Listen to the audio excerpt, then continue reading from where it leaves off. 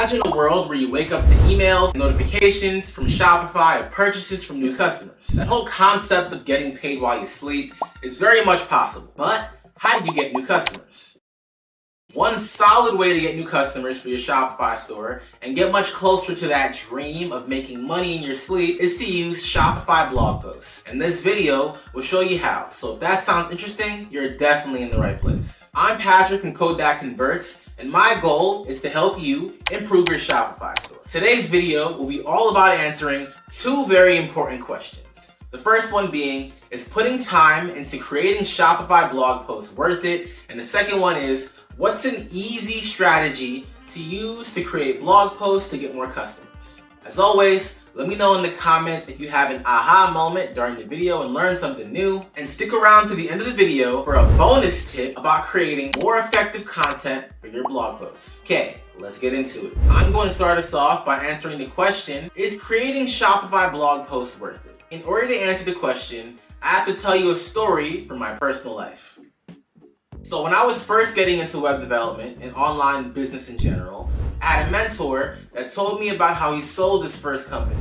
He sold his company for a few $1 million, so of course, your boy had to know how he did it. Now, I don't think his domain is still up anymore, but he had a website called SEO for Lawyers. And he provided website design and SEO and content services for independent lawyers and law firms. He told me he never spent a dime on advertising, and he got most of his business from people finding his website online and from referrals from happy customers. So of course I asked him, how did you get people to find you online? He told me he just doubled down on creating content and optimizing it for SEO. He also went on to tell me that he built the habit of creating 4 to 6 new blog posts a month for his site, and he put the content out regardless of how good or bad it was. So the crux of his strategy revolved around creating content for his ideal customer. So for him, putting time into creating blog posts was well worth the effort. But I'm here to tell you that the same SEO magic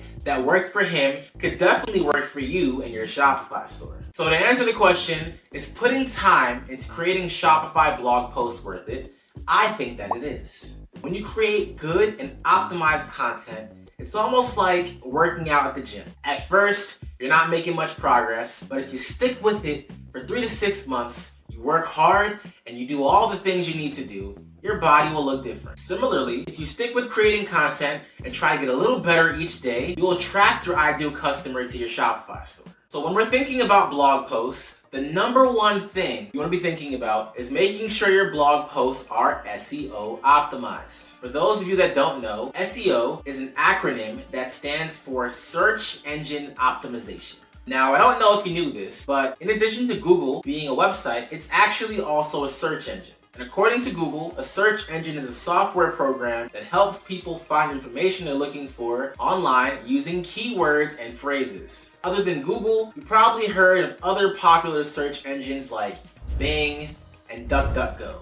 Now, the purpose of these search engines is to help people find exactly what they're looking for when they search up things. So the goal of SEO is to make sure that you're letting Google and whatever other search engines know that your blog post is the most relevant thing to what a person is searching up. Let's say, for example, you have a Shopify store that sells dog food. If someone searches up how to create healthy meals for my dog, wouldn't it be nice if your blog post showed up at the very top of the page? What could that do for your business, right? Okay, so a basic content creation workflow would look like this. The first thing you're gonna wanna do is focus on something called keyword research. Doing keyword research is very important because you wanna make content that people are searching for. You have to remember that your Shopify store is one of hundreds of thousands of websites on the internet that are currently being indexed and listed by Google. What this means is that there is a whole lot of competition. And you want to make sure that whatever content you create has the best chance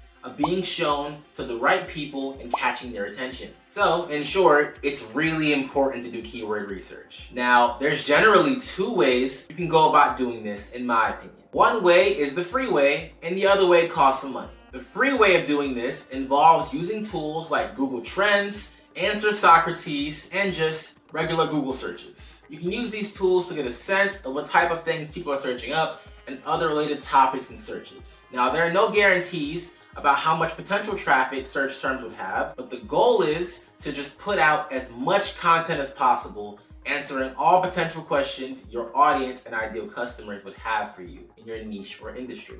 This is important because if your website visitors see that you've answered a bunch of different questions that they have, they'll start to see you as an expert in the field, which will lead to more sales for your Shopify store and more inquiries to do business in general.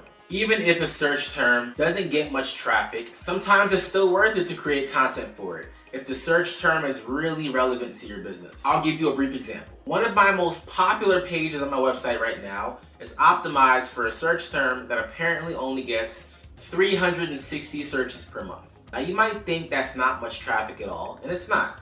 But I'm at the very top of the page for that search term. So every month, I'm getting almost half of the overall traffic for that term. And believe me, the views add up. With that in mind, imagine the kind of traffic your Shopify store could get if you had just 10 different blog posts that rank top of the page for these niche search terms. It'll lead to a ton of traffic and a ton of sales. Now, the paid way of doing keyword research involves using keyword research software such as Ahrefs, SEMrush, and Keywords Everywhere. Now, SEO tools can get pretty expensive, so whenever I do keyword research, I just use Keywords Everywhere. It's relatively cheap, and it does the job pretty well, in my opinion. So I definitely recommend that as an option if you're just starting out. But if you have the money to invest in a tool like Ahrefs or SEMrush, you can definitely get much better results and have a full suite of SEO tools to do pretty much whatever SEO related work you need to do for a blog post and for your site in general. By the way, if you're interested in seeing more videos on how to do SEO for a Shopify store, make sure you subscribe to the channel and like the video so you don't miss out on that. Okay, so the next thing you're gonna wanna do is read the top content and watch the top YouTube videos for your search term. The name of the game here is to make the content you put out just a little better than what's already out there. This is the little trick that I heard from Neil Patel a few years ago when I was first getting into all this stuff. When Neil Patel was just starting out in his SEO career, he used to analyze the top content for a search term and see what they talked about and see how he can make the content just a little better or more relevant to his target audience. Creating good content is like playing sports. It's really competitive. So it's in your best interest to study the competition to give yourself that competitive edge when it comes to making your content. This is so important that some of the most popular paid SEO tools include resources to help you gather data from your competitors and other Shopify stores in your niche. Doing research on the top content is also a necessity when creating content for a topic you're not familiar with.